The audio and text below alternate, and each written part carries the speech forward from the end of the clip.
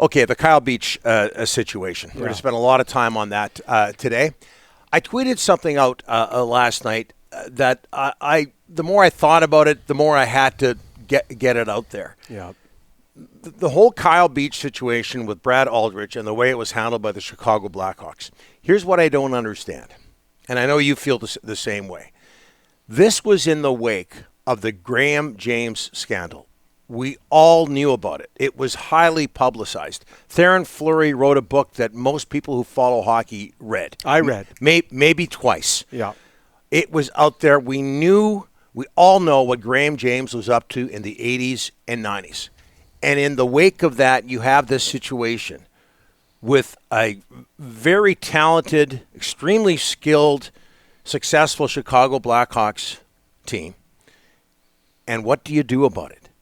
Like, you knew what Graham James was up to, and you have somebody like that in your organization. And the other thing, Rick, looking around the web yesterday, is the whole Jerry Sandusky. My timing might not be perfect here. Penn State. But Penn State, Jerry Sandusky, Joe Paterno, all of that, also well publicized. And that's happening within your organization. And what do you do about it? You allow this guy to get a Stanley Cup ring, to celebrate with the cup, to have him take the cup to his hometown and celebrate with people like that. That's what I do not get. I don't want to blow my own horn here, but the response I got from that tweet last night was amazing. And thanks to everybody who responded to that.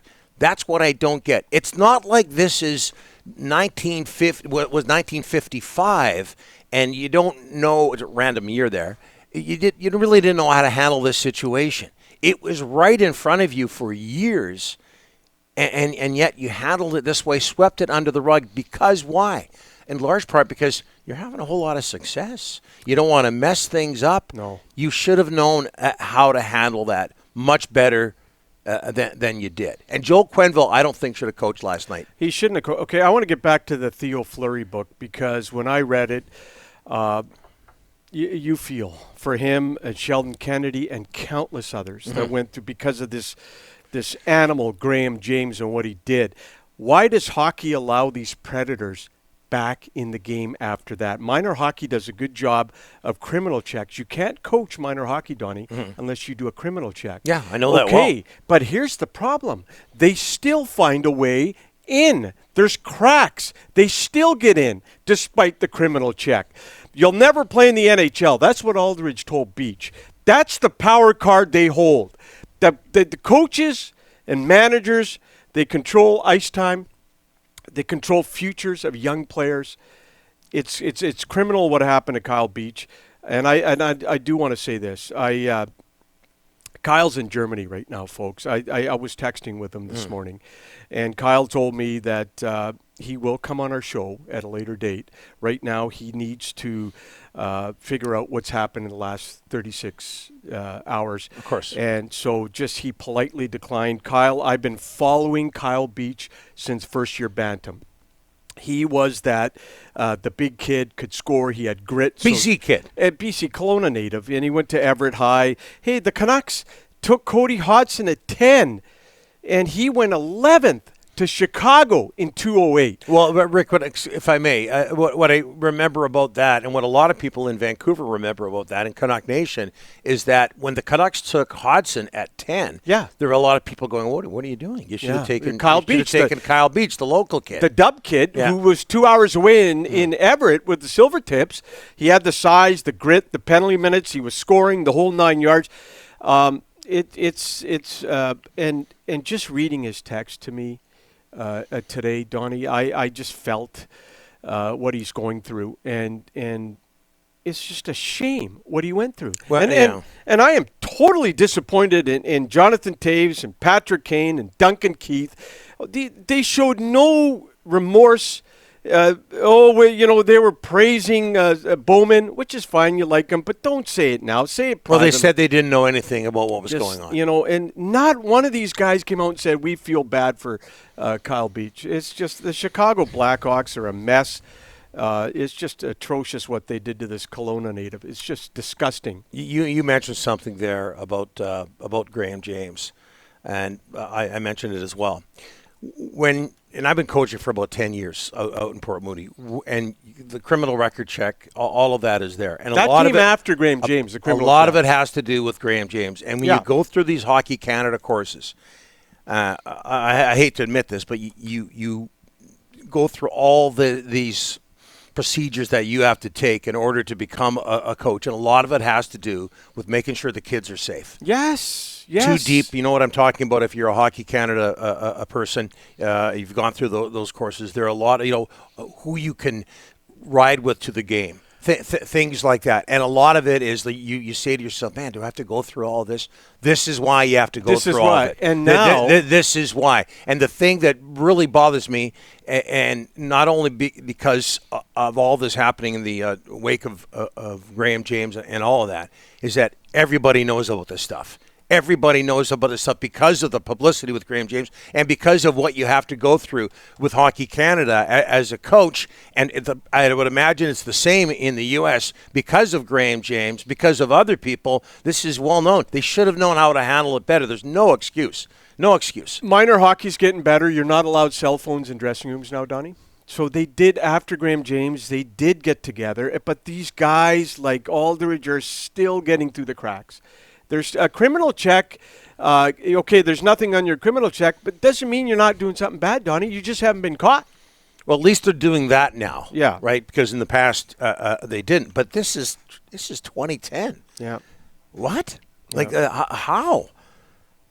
Not to excuse anything that went on in the past. Okay, also, let's tip our hat to the courage of Kyle Beach and doing that interview yesterday with Rick Westhead, a friend of the show. TSN has been on this story from day one, and Kyle, who you tried to get on the show today, did an interview with Rick Westhead yesterday. There were so many parts of it that really, really stood out. This was number one for me because I think, you can insult, you can disappoint, you can hurt people. But when you get the feeling that your mom is affected in a negative way, family, that cuts extremely deep. Here's Kyle Beach yesterday in conversation with Rick Westhead talking about telling his family about the situation. I don't remember exactly when I told them. It was shortly after it had happened in the summer. My mom cried for days. She felt responsible. She felt like she should have protected me, and there was nothing she could do. And after that first conversation with them, we never spoke about it again until very recently. I never brought it up, and they respected my privacy. They would ask if I was okay and let me talk about what I wanted to talk about. And I did what I thought I had to do to survive, to continue chasing my dream, and that was to not think about it, to not talk about it, to ignore it. And that's all I could do because I was threatened and my career was on the line. And if I had that in my head, then there was no way I was going to be able to perform at the top of my capabilities. And continued playing after all of that, and continues to play today over in Germany. But just the thought of his mom blaming herself, like my lord, that's another level of sadness. And it's people like this, and I don't know, Rick, if you've had experience with this in your life, but when you're dealing with abusive people, and you use the words before. They use guilt as a weapon. They use pressure. They use their power over you as a weapon. And I'm paraphrasing here, but my understanding of this is this Aldridge creep used that. Used the possibility of Kyle Beach. Drafted 11th overall. You expect him to play in the NHL, but you still don't know if you're going to make it. He used that as a weapon to get what he wanted. Well, he said, you will not make the NHL. You will not make the NHL unless that's what Graham James did to everybody. You won't get to the NHL. And that's the power card they hold, Donnie. Mm-hmm. That's the power they hold. on younger people. It's really bad what is happening here. Yeah. No question. Another clip from yesterday, part of the interview that Rick Westhead did so wonderfully for TSN. And we touched on this earlier. But just the thought that after all of this, you have to watch, and eventually left the organization, but you have to watch, you have to witness Brad Aldrich celebrating the Hawks 2010 Stanley Cup championship. Are you kidding me? And Beach had to put up with homophobic slurs from his own teammates at practice later. So it's an absolute disgrace from the Blackhawks top to bottom, right from their owner all the way down. Okay, here's Kyle Beach talking about Brad Aldrich celebrating the 2010 title. To be honest, Rick, I think the only way I can describe it is that I felt sick. I felt sick to my stomach. I reported this, and I was made aware that it made it all the way up the chain of command by Doc Gary, and nothing happened. It was like his life was the same as it was the day before. The same every day. And then when they won, to see him paraded around, lifting the cup at the parade, at the team pictures, at the celebrations, it made me feel like nothing. It made me feel like I didn't exist. It made me feel that I wasn't important. And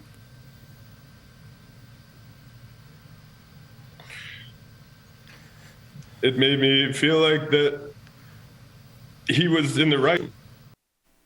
Yeah, Doc Gary, I believe Jim Gary was in charge of mental health for the Blackhawks at the time. And boy, when you hear more about the role he played, I mean, this is somebody who's a doctor. Well, and the things he said to Kyle Beach, allegedly from Kyle, that you know what, you can't put yourself in that situation. You're wrong here.